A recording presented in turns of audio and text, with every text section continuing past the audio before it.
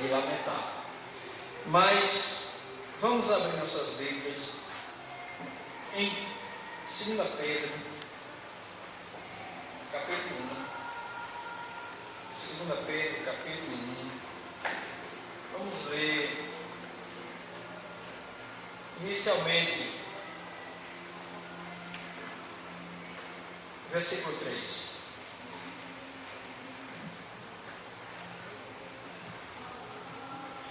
Visto como, pelo seu divino poder, nos têm sido doadas todas as coisas que conduzem à vida e à piedade, pelo conhecimento completo daquele que nos chamou para a sua própria glória e virtude, pelas quais nos têm sido doadas as suas preciosas e muito grandes promessas, para que por elas vos torneis co-participantes da natureza divina, livrando-vos da corrupção e das paixões que há no mundo. Por isso mesmo, vós, reunindo toda a vossa diligência, associai com a vossa fé a virtude, com a virtude o conhecimento, com o conhecimento o domínio próprio, com o domínio próprio a perseverança, com a perseverança a piedade, com a piedade a fraternidade, com a fraternidade o amor.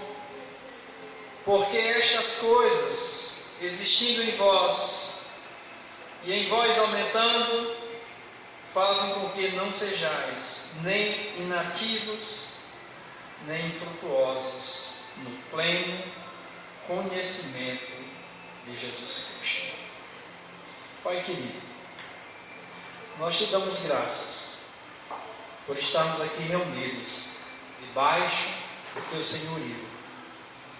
E nós te rogamos que o Senhor nos abra o entendimento, nos tire a visão humana, nos tire o falar humano, para que compreendamos e saibamos que o Senhor ainda hoje fala, ainda que em dias difíceis, em dias de trevas, em dias que as pessoas não acreditam mais na santidade, porque o santo caminho é blasfemado, mas que nós, o teu povo, não haja entre nós coração incrédulo que se aparte do Deus vivo, mas que o Senhor nos vença quando o Senhor falar, para a tua glória, no nome de Jesus. Amém. Irmãos, o Evangelho, ele é prático. O Evangelho não é de modo nenhum teórico. O Evangelho é prático. O versículo 3 vai dizer que pelo seu divino poder, Deus, ele age pelo seu poder. Nós sabemos que a salvação é a manifestação do poder de Deus. Porque quando nós estávamos aprisionados no pecado, quando nós estávamos mortos, nós não tínhamos nenhuma aptidão pelo Evangelho, nós não entendíamos o Evangelho, nós não aceitávamos o Evangelho. Aí Deus, por sua graça, ele intervém, trazendo-nos luz. Ele disse para nós: haja luz, e a luz houve em nossos corações, e a gente creu. Isso não é maravilhoso? Não é tremendo, né? A gente, sem nenhuma participação nossa. Se você quiser, com poucos recursos, construir alguma coisa, conquistar outra, você tem que trabalhar muito, você tem que se esforçar, você tem que ser disciplinado, você tem que ter meta, focado, você tem que se desgastar, você tem que gastar, você tem que, aproveitar os recursos, enfim, você vai se cansar. Mas a salvação, a gente não tem nenhuma participação, porque ela é totalmente de Deus. O nosso interesse é no pecado, nosso interesse é na mentira, nosso interesse é no furtar, nosso interesse é no adulterar, o nosso interesse é correr de Deus. Mas Deus, Ele nos chama. Esses dias eu vi um pregador falar uma coisa bem interessante. Ele disse assim: quando alguém quer Deus, é porque ele já foi regenerado. É uma forma bem radical de se pensar. Quando o irmão embriagado ligava dizendo assim: eu quero ouvir alguma coisa mágica, eu quero ouvir alguma coisa que me alimente, eu quero ouvir alguma coisa que me dê ânimo. E eu lembro que num dia ele ligou para mim, eu não estava bem, eu não estava interessado nas coisas de Deus. Eu queria dormir, eu não queria aplicar meu coração em palavra, eu estava cansado do dia de trabalho. E eu lembro que ele disse: fala alguma coisa para mim. E eu li 2 versículos. E ele disse assim para mim: o que está acontecendo? Eu falei: por quê? Aí não houve poder, não aconteceu nada, eu não senti fortaleza. E eu disse: meu Deus, que coisa é essa? Mas eu quero dizer que quando aquele homem, quando ele queria ouvir Deus, eu acredito também, baseado nessa experiência do irmão, creio, essa pessoa já tinha Deus. Essa pessoa já havia sido alcançada por Deus. Agora não me pergunte por que aquela pessoa ainda estava ébria. Por que aquela pessoa ainda estava sob efeito de álcool? Porque na realidade, morto, ele não pode querer Deus. E é verdade, porque o ímpio não quer Deus. O ímpio não quer Deus. Quando alguém diz assim: eu gosto de ouvir o Evangelho, é mentira. É mentira. É mentira. Ele gosta de ouvir parte do Evangelho. Porque de fato o Evangelho é muito bonito. Quando Davi cantava os salmos, Saul dormia, os demônios iam embora. Porque é muito bonito a gente ouvir: eleva os meus olhos para os montes, de onde virá o meu socorro. O meu socorro vem do Senhor, que fez os céus e a terra. É muito bom a gente ouvir isso. Mas quando a palavra diz assim: aquele que não nasceu de novo não pode ver o reino de Deus, isso é bom de se ouvir. Quando a palavra diz para nós que os injustos vão governar o reino de Deus, é bom ouvir isso. Então os incrédulos não gostam de ouvir o Evangelho, porque eles gostam de ouvir parte do Evangelho. Eles gostam do monte das bênçãos. Eles gostam do monte de heresia. Mas eles não gostam do monte das maldições. Eles gostam das bênçãos. Todo mundo gosta das bênçãos. Então, quando alguém diz assim: eu gosto de ouvir o Evangelho, ele está mentindo. Ele está mentindo. Ele está falando uma meia verdade. Ele não está falando a verdade. Porque quem não ama Deus não quer saber de Deus. Quando o escritor dos Hebreus diz assim: longe de vós não haja nenhum coração incrédulo que se aparte do Deus vivo. Você quer saber o que ele quer dizer? Ele quer dizer assim: olha, o que é? Qual a natureza da incredulidade? A natureza da incredulidade consiste em um coração que ama o pecado. Eu amo o pecado. Eu amo o lucro. Eu amo o lucro. E a palavra diz assim: os idólatras não herdarão o reino de Deus. Aí eu falo assim: bom, eu sei, eu até quero acreditar nisso, mas eu amo o dinheiro, eu amo as riquezas, eu amo o lucro, então eu não vou crer. Isso aí está fora de Jerezim, isso aí está no monte das maldições, isso aí não faz parte parte da bênção. Então incredulidade é isso. Incredulidade é eu tomar parte da palavra de Deus e refutar parte da palavra de Deus. Então isso é incredulidade. Eu não dou crédito à palavra, por quê? Porque o meu coração ama. O meu coração ama. E hoje, pregar o Evangelho é mais ou menos remar contra a maré. Porque hoje nós estamos vivendo numa sociedade totalmente idólatra. Totalmente idólatra. A sociedade desse mundo ela é idólatra. E interessante como Satanás ele tem engendrado, ele tem arquitetado todo um projeto lento, mas progressivo, e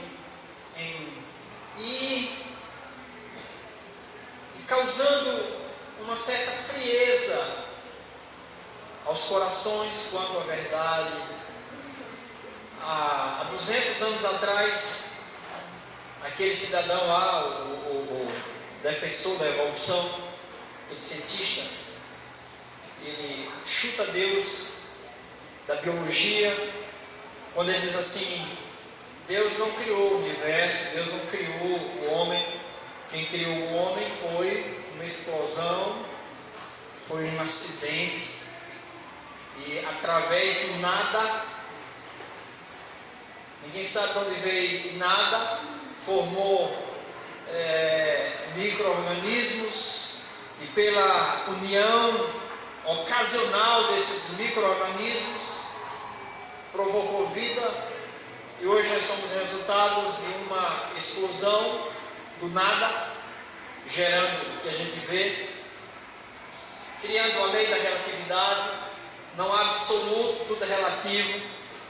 Então é a partir daí que surgem as mentes defendendo as suas heresias, porque não há uma verdade, tudo é relativo. O que você crê como verdade é um relativo, porque não há verdade absoluta, tudo é relativo.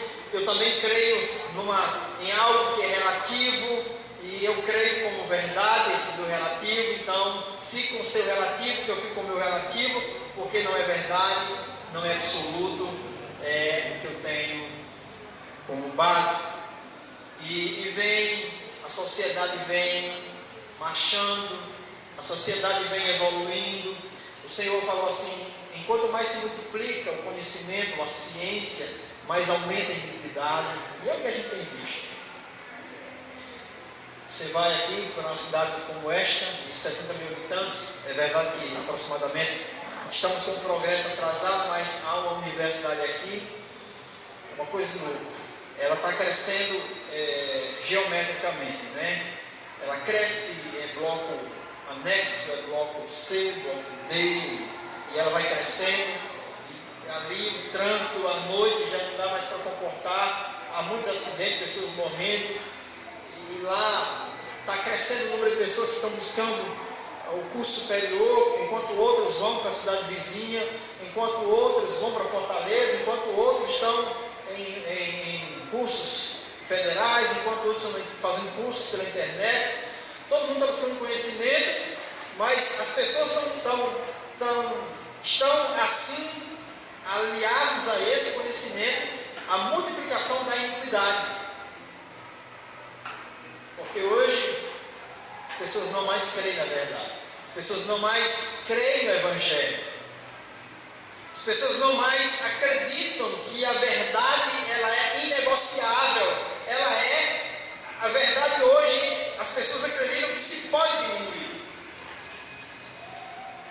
No ano passado, eu estou ouvindo memória. Eu vi uma reportagem no jornal, pela TV, naquela época que houve uma sequência de quedas de prédios no Rio de Janeiro, ou em São Paulo, não lembro bem, na região sudeste, um desses dois eixos, São Paulo e Rio. Toda semana caiu um edifício novo. E foram fazer um estudo qual a causa desse ruir dessa queda desse edifício?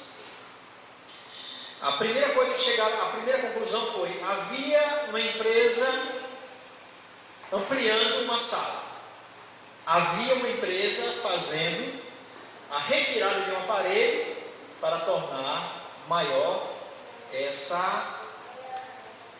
local. Era um escritório.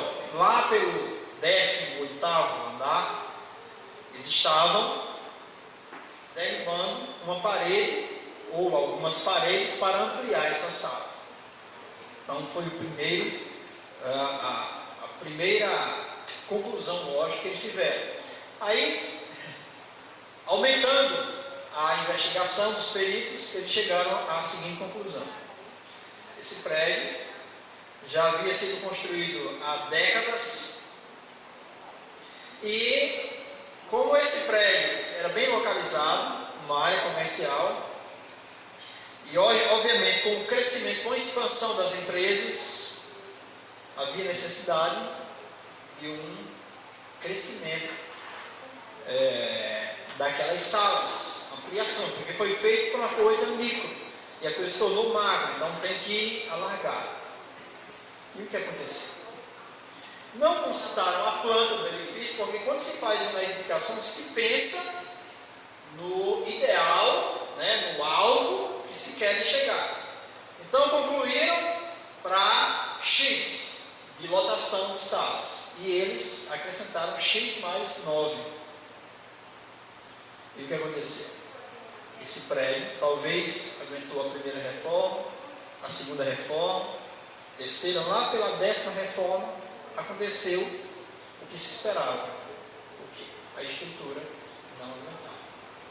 Porque se você corta, se você rompe uma ligadura necessária em qualquer articulação, aquilo ali vai ruir. Então aquele prédio veio abaixo, porque não se consultou a planta daquele edifício. E o que se tem feito hoje com o Evangelho? O que se tem feito com o Evangelho hoje? As pessoas não têm considerado Deus. As pessoas não têm considerado que a verdade ela é plena, que a verdade é inegociável, que a verdade não se pode diminuir a verdade, não se pode acrescentar ou diminuir um tio. E as pessoas têm tentado derrubar as paredes do Evangelho. As pessoas têm tentado a conciliar os seus pecados com o Evangelho. As pessoas têm tentado conciliar a sua vida ímpia com o Evangelho. Você pode observar que Paulo diz a Timóteo que nos últimos tempos, os homens, eles sentiriam comichão. Ele não diria comichão, ele diz como que sentindo comichão nos ouvidos com respeito à verdade.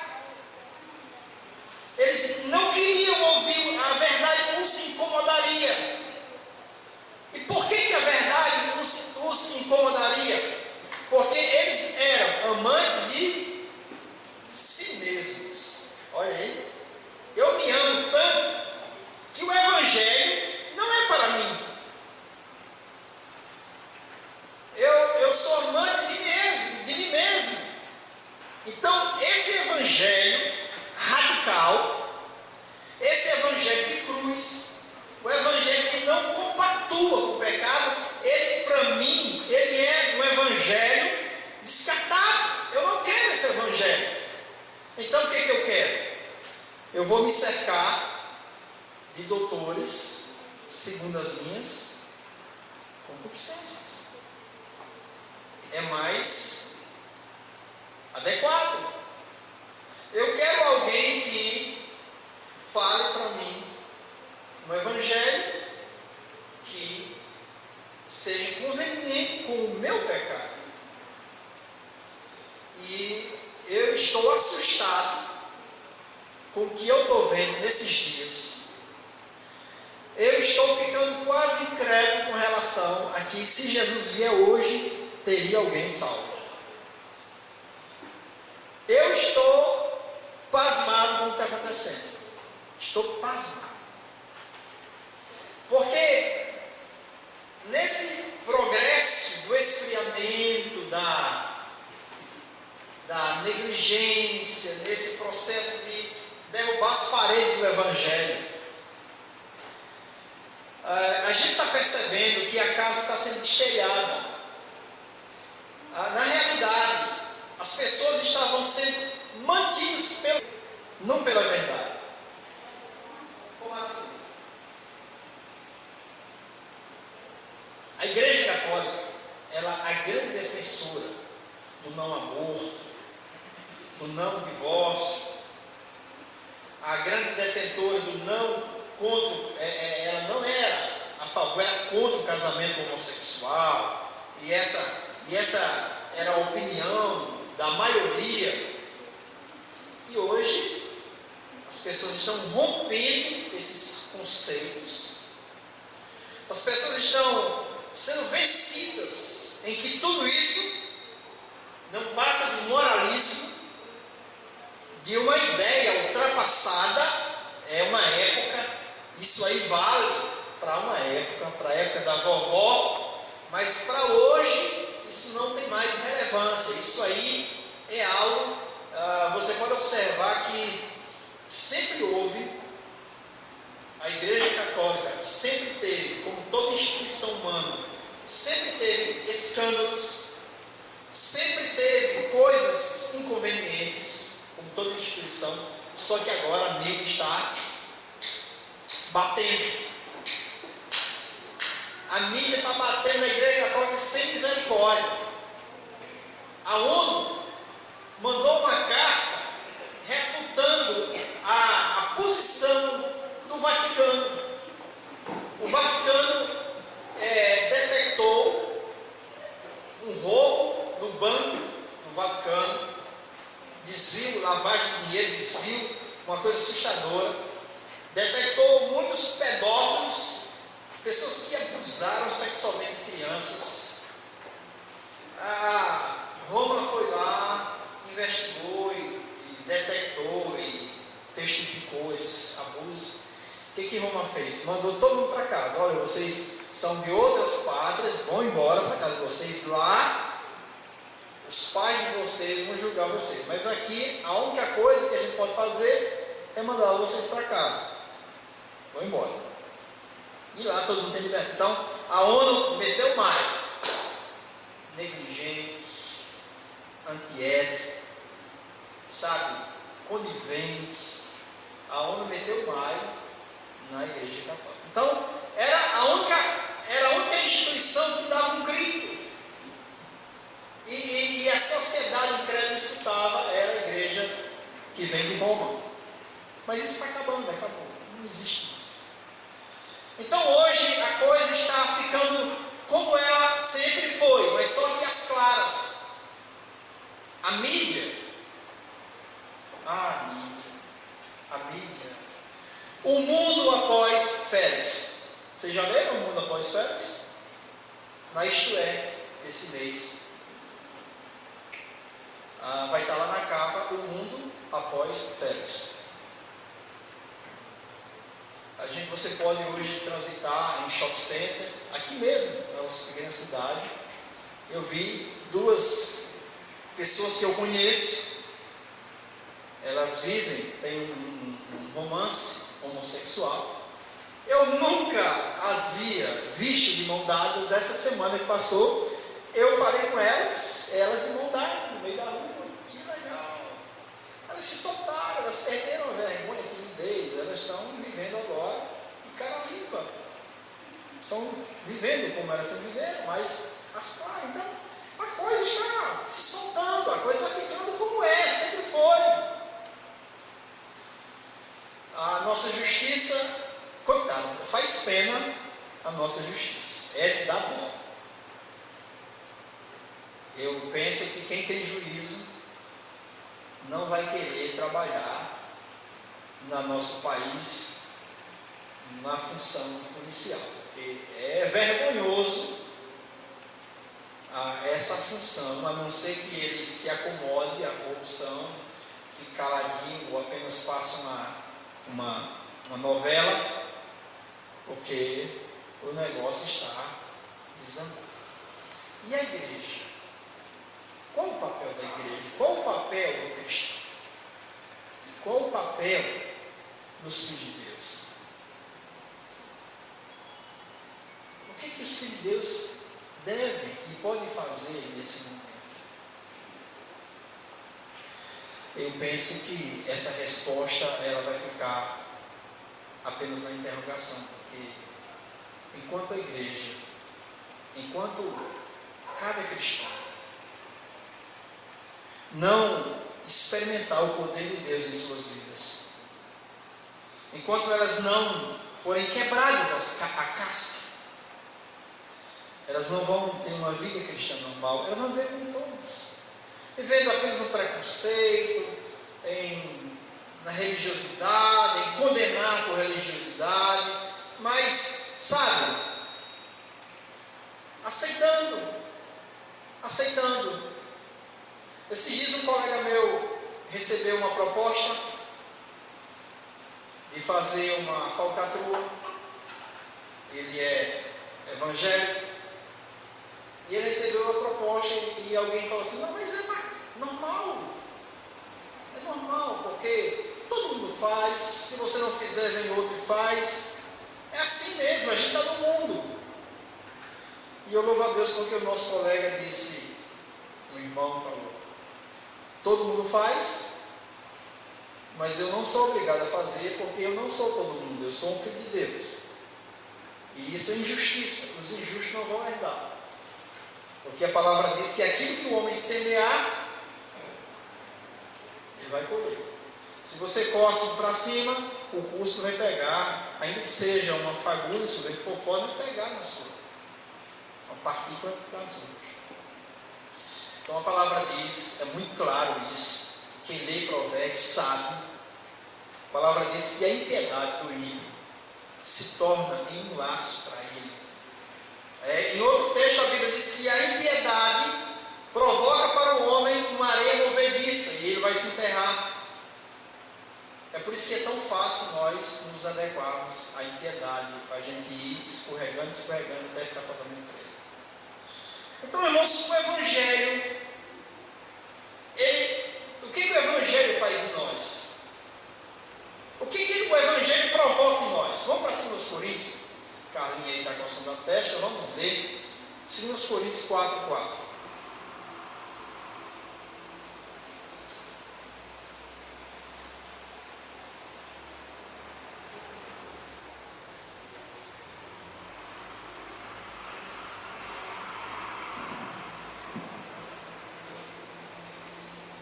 Nos quais o Deus deste século cegou o entendimento dos incrédulos, para que lhes não resplandeça a luz do Evangelho da glória de Cristo, o qual é a imagem de Deus.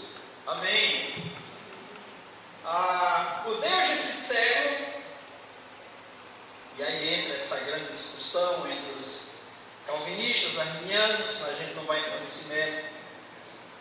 O Deus desse século tem cegado o entendimento dos incrédulos. Porque no entendimento dos incrédulos não entra a glória de Deus.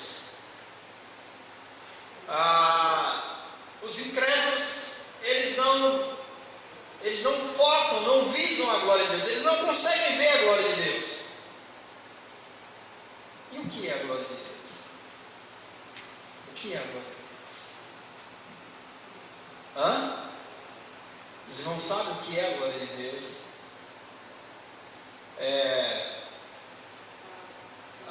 O que originou essa palavra, essa nomenclatura, glória, era muito ampla. Salmos diz que toda a terra está cheia da glória de Deus. E o que é glória? O que é glória? Se a gente tivesse vamos ver aqui no lápis, escrever. Ele não está por aqui, Chagas?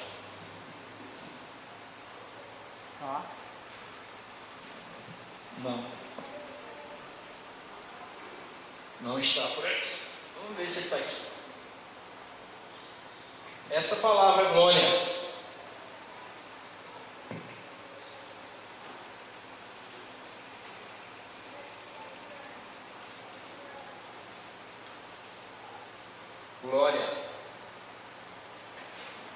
resplendor,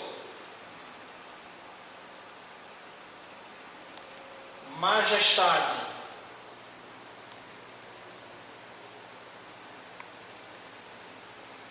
tem mais algum adjetivo para glória? Os irmãos conhecem mais algum? Já tiveram curiosidade de olhar no Aurélio ou em algum dicionário bíblico, chave bíblica? Tem um que vocês podem não saber o que dizer, mas em Atos 9, Paulo viu a glória de Deus e aconteceu uma coisa com ele. E o que aconteceu com Paulo expressa essa palavra que a gente poderia colocar aqui. Paulo cai quando ele viu o resplendor da glória de Deus na face de Jesus.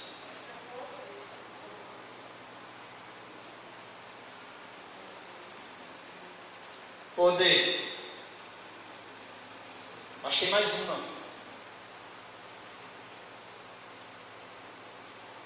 Autoridade.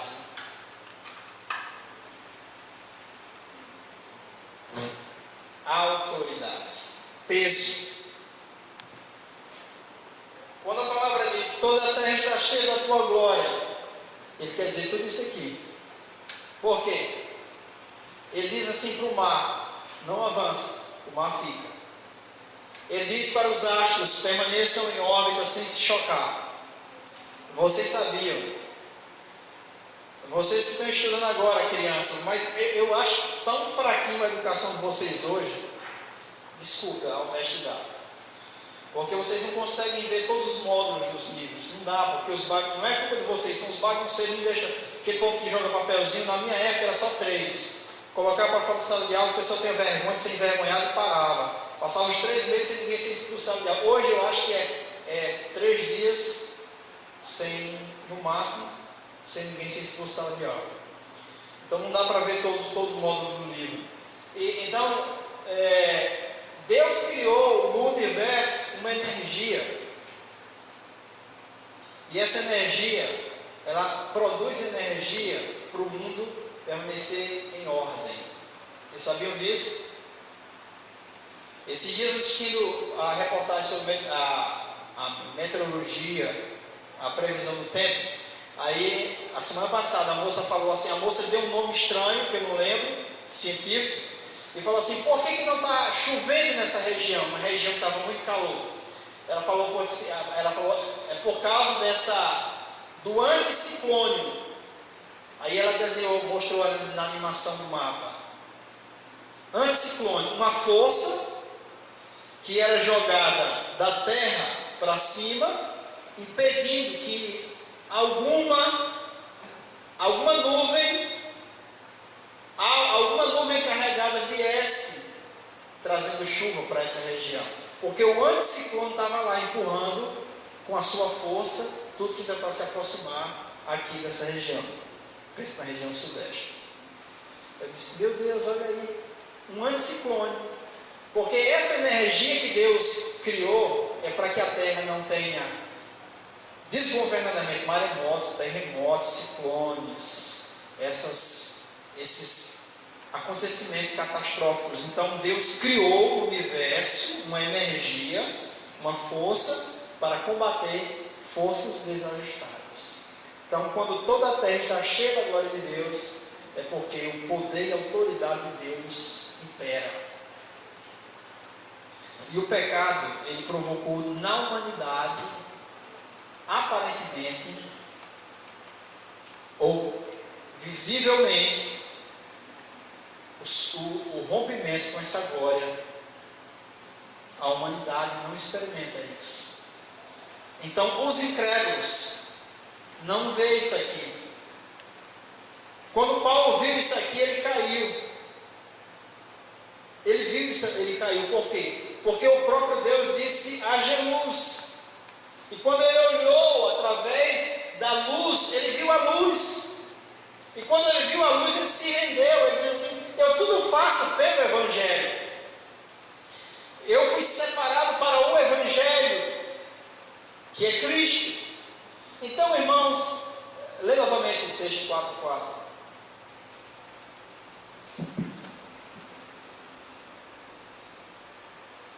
De 2 Coríntios.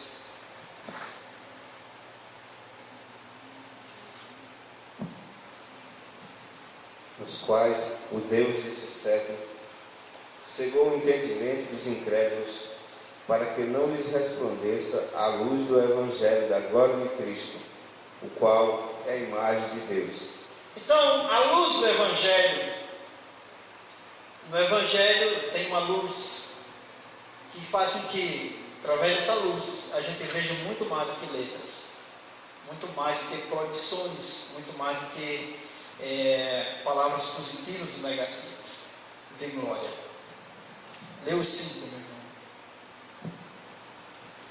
Porque não nos pregamos a nós mesmos, mas a Cristo Jesus como Senhor, e a nós mesmos como vossos servos, por Amém. amor de Jesus. Amém? Nós não pregamos a nós mesmos, ou seja, o que Paulo pregou, o que os primeiros discípulos pregaram, não era aquilo que eles haviam inventado. Eles não tinham derrubado, não tinham ampliado o Evangelho, eles não tinham feito uma maquiagem melhorada, colocado um pouquinho aqui, outro pouquinho, isso é bom, isso é conveniente, não é? Aí depois outros creram, mudaram. Não, nós não pregamos a nós mesmos, mas a Cristo Jesus como Senhor. Ele é o mesmo ontem, hoje e sempre será. Então, nós não estamos pregando modismo, não estamos pregando uma mudança, não estamos pregando um conjunto de normas, mas uma pessoa.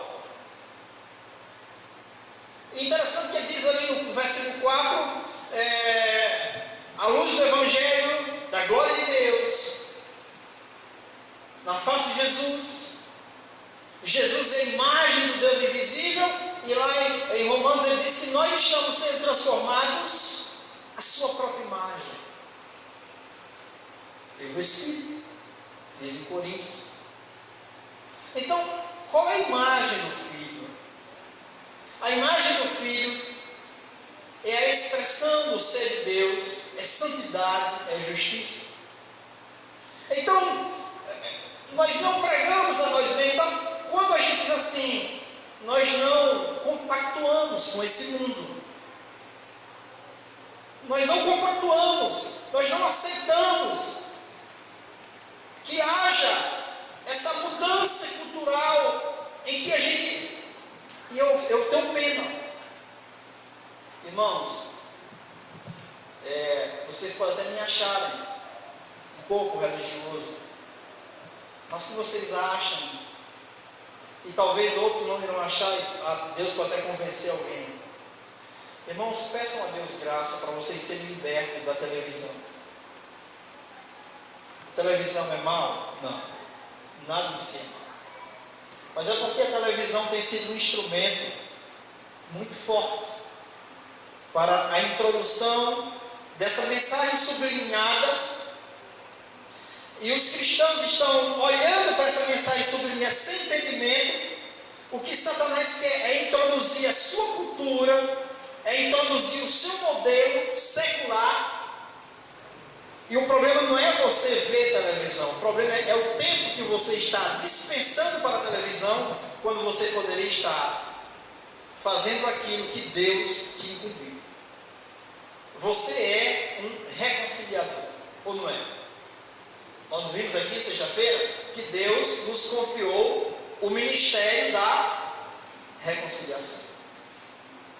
Então eu tenho que levar as pessoas a crer que Deus já oferece a ela perdão mediante uma doença que se chama natureza adâmica, morte espiritual.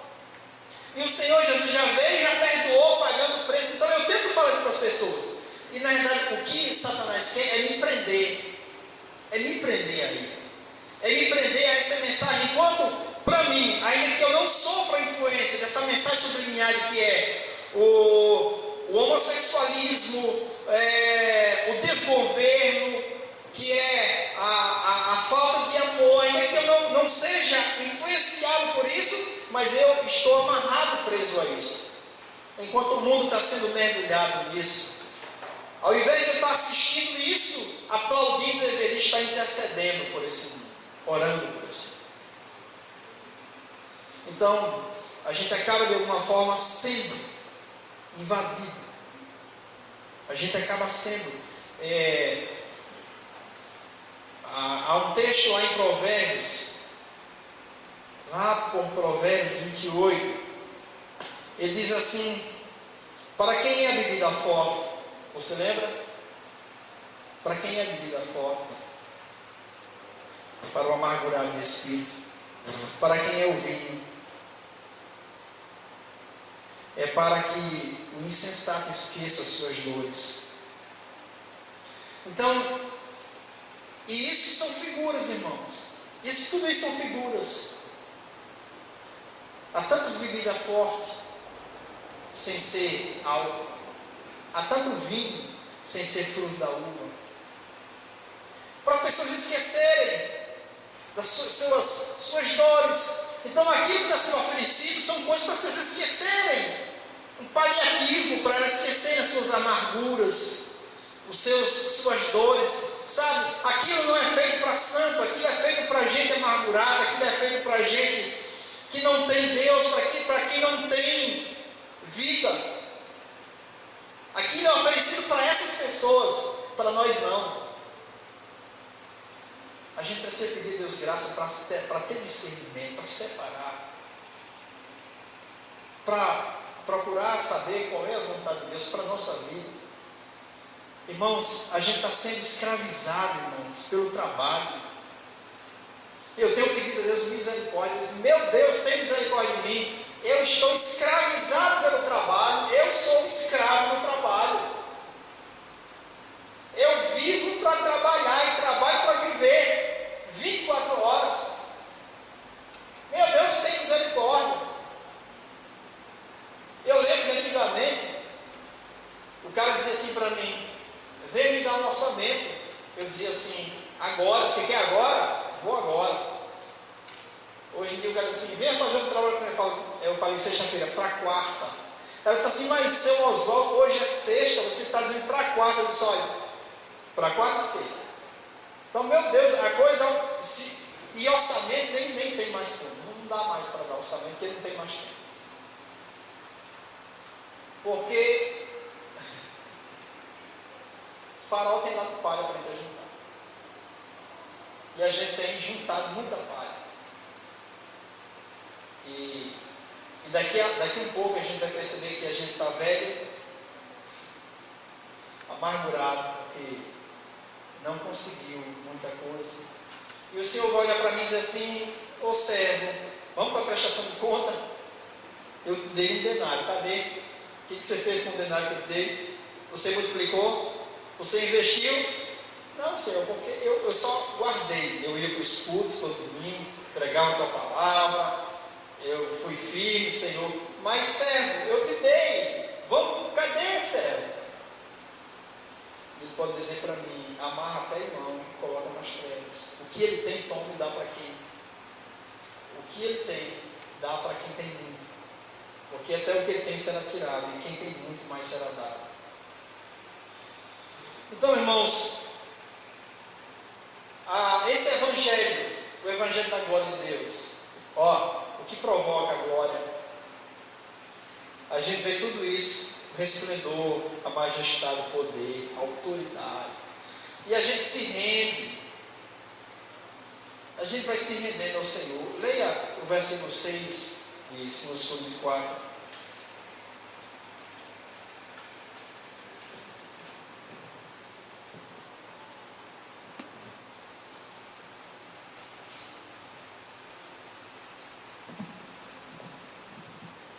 Porque Deus, que diz: das trevas resplandecerá a luz, Ele mesmo resplandeceu em nosso coração,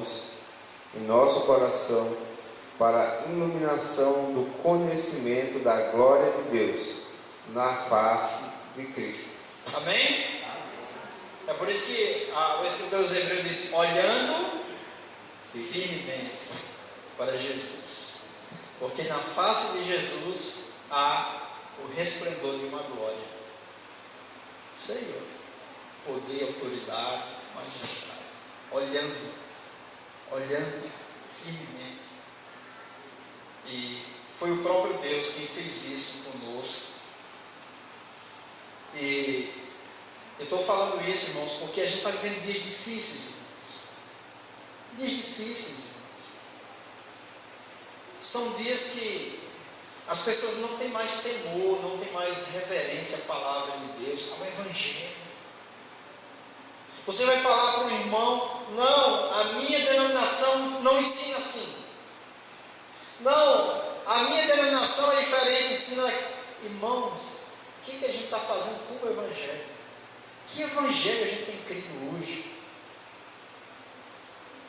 A palavra de Deus está dizendo que Deus é buscar um povo santo, povo separado, povo que ama o Senhor.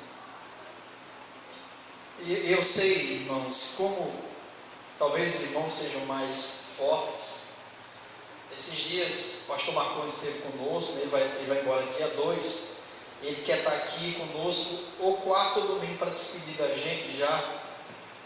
E para mim foi muito bom, porque ele segurou aqui o cajado, pregou aqui para a gente esses dias, nas congregações. Eu tive uma folga, entre aspas, mas houve uma folga. Mas eu percebi que, como em muitos momentos isso me fez mal, porque de certa forma eu relaxei, li menos a palavra, orei menos. Mas por quê? Porque não simplesmente pelo fato de estar ocioso, mas pelo fato, por eu saber que ele estaria ali, que ele iria suprir, eu falei: eu vou fazer outra coisa, eu vou trabalhar mais, eu vou correr mais, eu vou para ali, eu vou para acolá. E quando chegar no final do dia, se eu ia abrir a palavra, eu já não via mais os versículos saltando no meu coração. Quando o irmão falava, eu já não sentia a palavra arder, porque o meu coração estava cheio de tantas coisas, tinha tantos objetos no meu coração, tinha tantas coisas que eu peguei, e a palavra já não tinha mais aquele mesmo sabor. Isso, meu Deus, tem misericórdia de mim, porque o nosso lugar, irmãos, é aos pés do Senhor. Colocando o nosso ouvido no coração dele para ver o que ele deseja, o que cada batida no coração dele quer dizer. É com interesse nele, porque ele já trouxe luz aos nossos corações. A gente já pode ver a face de Jesus sem o véu, a gente já pode olhar para a face de Jesus. A gente pode. Vamos só ler Tito, irmãos. Capítulo 1. Depois de Timóteo, antes de Filemon, capítulo 1, versículo 10.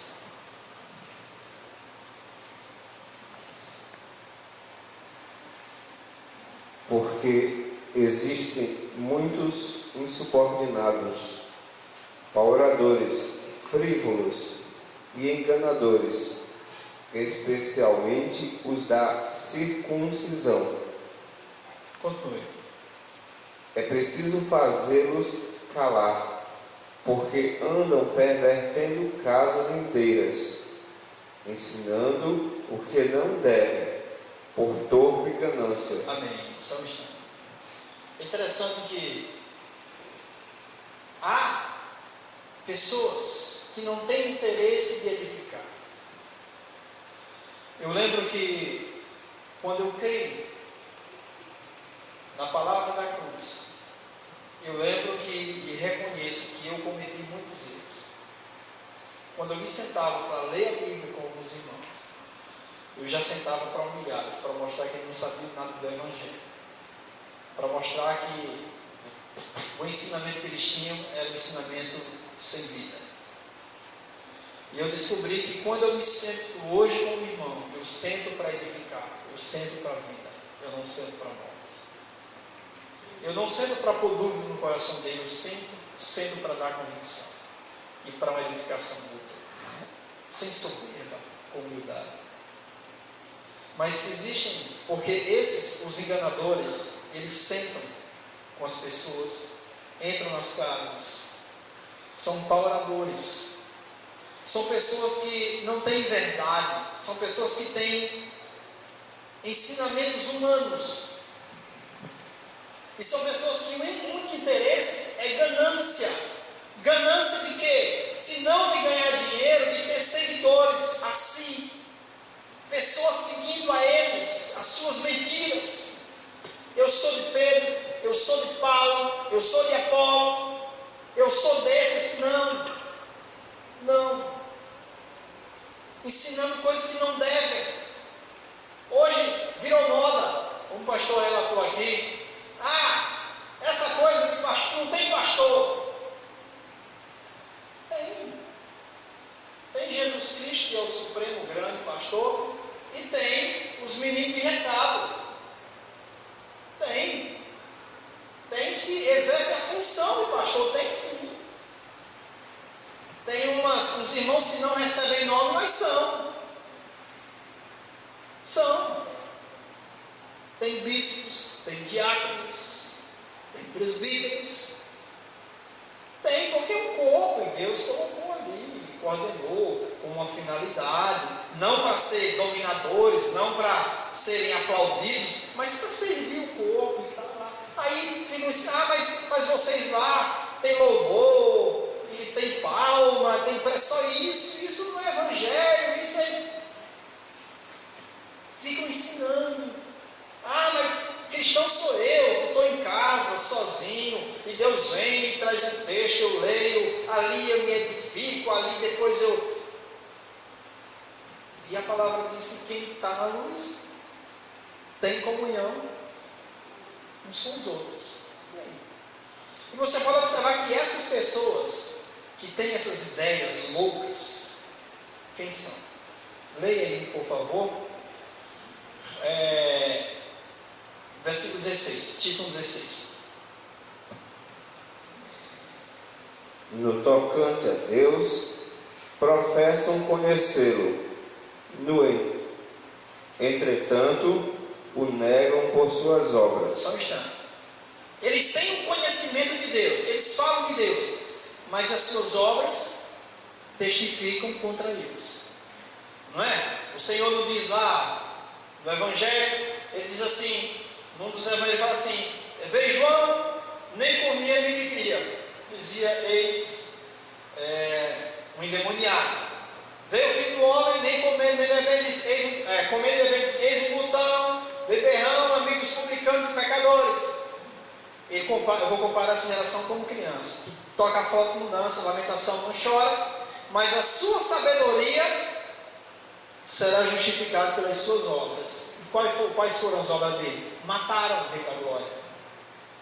Então muita gente confessa conhecer a Jesus, confessa conhecer até a mensagem da cruz, mas as suas obras, as suas vidas testificam contra eles.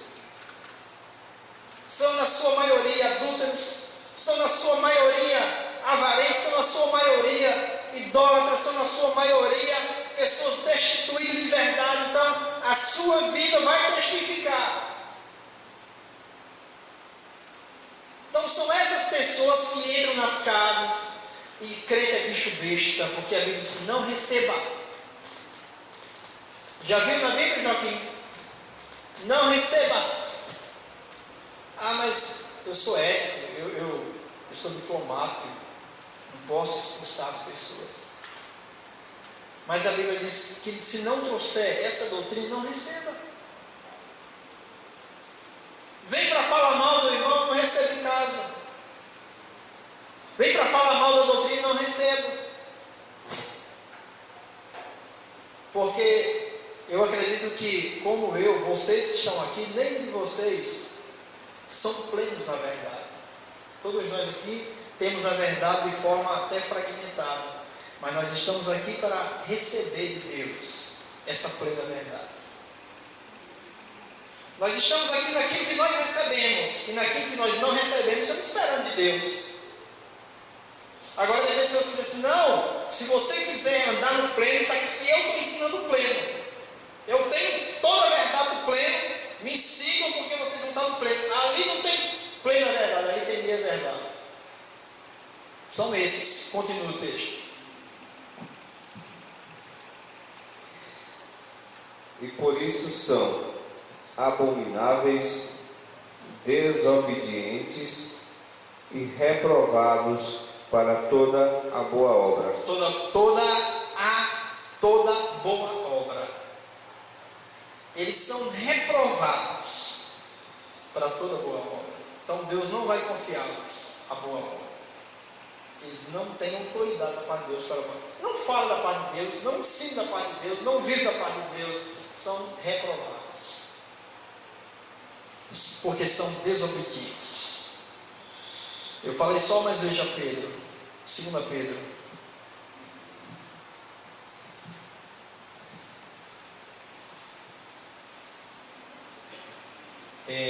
Capítulo 3.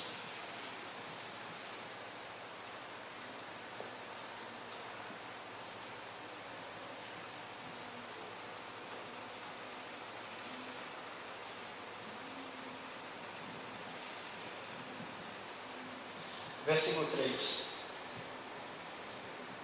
2 Pedro 3:3. Tendo em conta, antes de tudo, que nos últimos dias virão escarnecedores com todos os seus escárnios, andando segundo as suas próprias paixões. Você está vendo? Como é bíblico, Pedro dizia isso há quase 2000 anos. Nos últimos tempos, viriam homens enganadores nos seus escárnios, andando segundo as suas próprias paixões. Ou seja,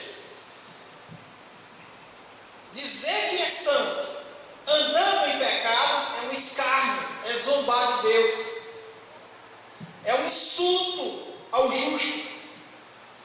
Mas eles andariam segundo as suas paixões. Continue.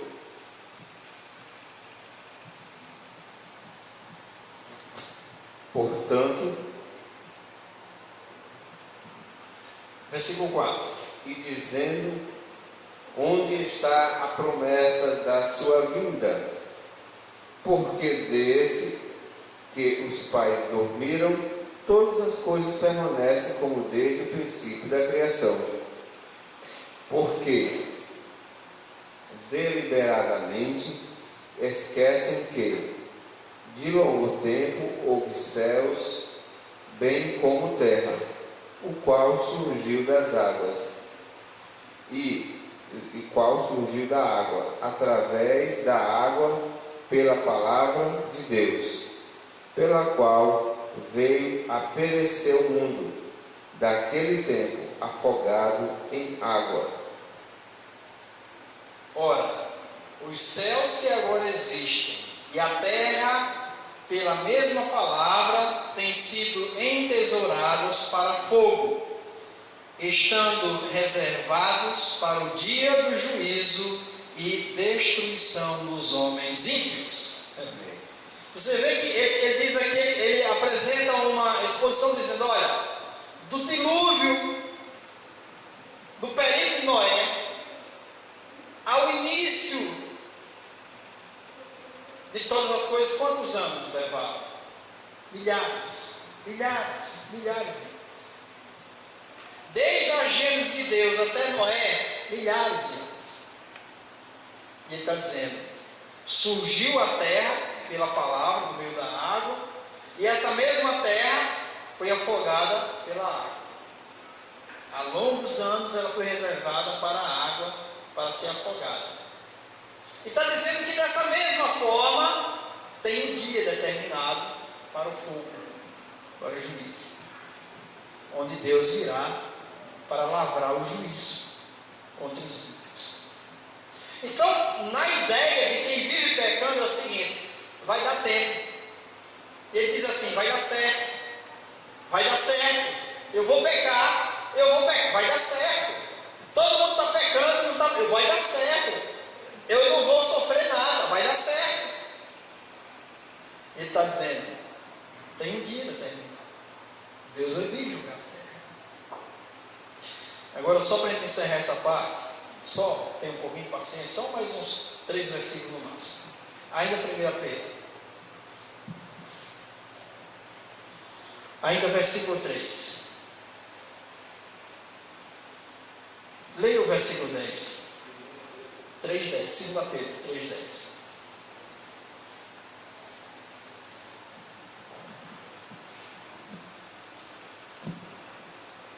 Virá, entretanto, como ladrão o dia do Senhor, no qual os céus passarão como estrepitoso estrondo, e os elementos se dissiparão abrasados.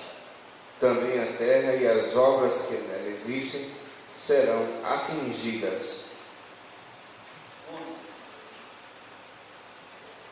Visto que todas as coisas hão de ser assim desfeitas, deveis ser tais como os que vivem em santo procedimento e piedade. Amém?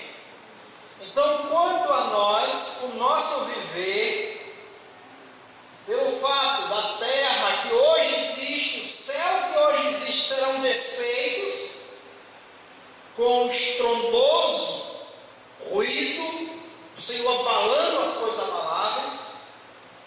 A vida de vocês tem que ser a partir de um santo procedimento, piedade, justiça, porque os anjos que se rebelaram foram punidos. E ele disse: quanto a nós, também haverá juízo. Não é? É aí mesmo que diz? Lê o versículo seguinte, 12. Esperando e apressando a vinda do dia do Senhor, por causa do qual os céus incendiados serão desfeitos e os elementos abrasados derreterão. 13. Nós, porém, segundo a sua promessa, esperamos novos céus, nova terra, nos quais habita a justiça. Irmãos, nessa terra é cheia de injustiça, é cheia de falcatrua, é cheia de mentira. E qual é a terra que nós esperamos? Novos céus, nova terra. Porque lá habita justiça. Agora tem um povo que quer aqui. O povo diz assim: o mundo é dos espertos. Mas os espertos não são espertos, são ladrões. O mundo é dos ladrões, que levam vantagem, que quer sempre o lucro. A palavra diz que a sanguessuga, ela tem várias filhas, ela nunca se farta. A palavra que ela mais entende é dar. Ela nunca estará satisfeita. Mas nós, porém, segundo a sua promessa, esperando novo céu e nova terra. Irmãos, quantos de nós aqui esperam novo céu e nova terra? Quantos de nós, de fato, quer essa terra de justiça? Quantos? Irmãos, de injustiça esse mundo está cheio. A gente precisa sentir repúdio por esse mundo. Precisamos vomitar esse mundo. Aí o cara chega e fala: mas todo mundo faz. É comum. Todo mundo faz. Mas esse todo mundo é esse povo que serão atingidos por esse abrasamento do juízo de Deus. Nós aguardando novo céu, nova terra.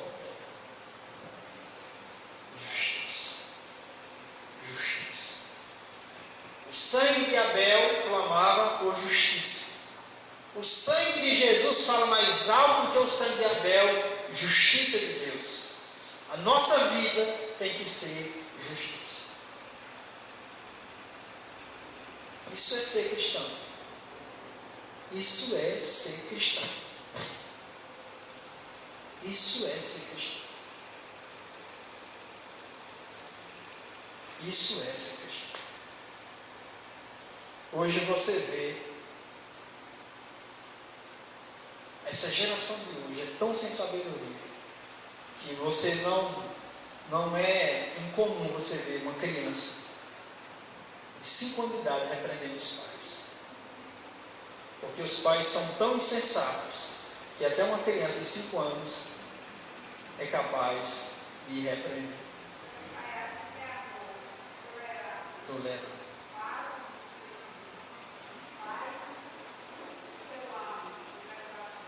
Mas na realidade é porque eles são amantes da injustiça.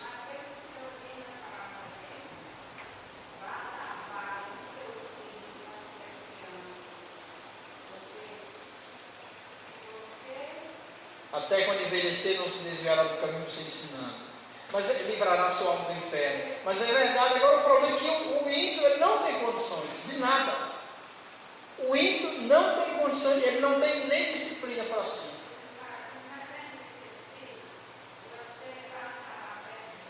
Vergonha. É verdade. Meus irmãos amados, amém. Eu confesso para vocês que essa palavra, geralmente não é a palavra que a gente ministra durante a ceia. Mas eu estou tão chocado com os últimos acontecimentos dos últimos dias.